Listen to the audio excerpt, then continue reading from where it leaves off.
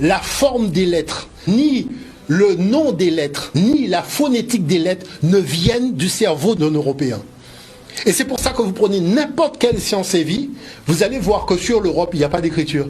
Voyez, il n'y a pas d'écriture antique, parce que l'Europe n'est pas un continent d'écriture, comme le reconnaît la Bibliothèque nationale de France. Et regardez une chose, je vais vous dire le débat que j'ai eu à la Sorbonne sur la question, parce que là on rentre dans du sérieux.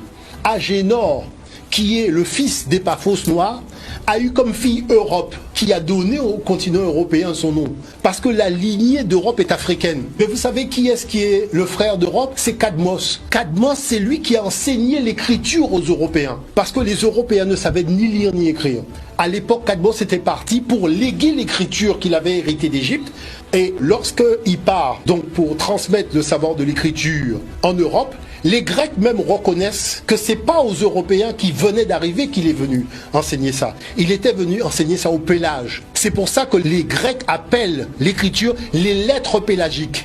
Donc, du coup, qu'est-ce qui se passe? Les Pélagos avaient essaimé en Italie. Et les Noirs qui vivaient en Italie avaient déjà monté l'Empire, avec toute la technologie dont on fait croire que ça appartient aux Romains. Dans mon livre, j'ai mis toute une série d'exemples. Vous imaginez les temples que vous avez en Italie n'ont pas été inventés par les Européens lorsqu'ils sont arrivés en Italie.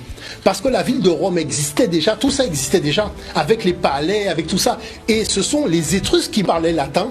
C'est-à-dire que quand on vous parle de ce peuple-là qui a inventé le latin, vous avez des gens, ils ont l'impression qu'ils ont quitté le monde nègre pour évoluer vers le monde blanc, alors que des gens qui sont au Congo et qui parlent Kikongo, Chiluba, quand ils apprennent aux jeunes dans les facultés européennes à parler le latin, qu'est-ce qu'ils découvrent? En fait, ils parlent Kikongo.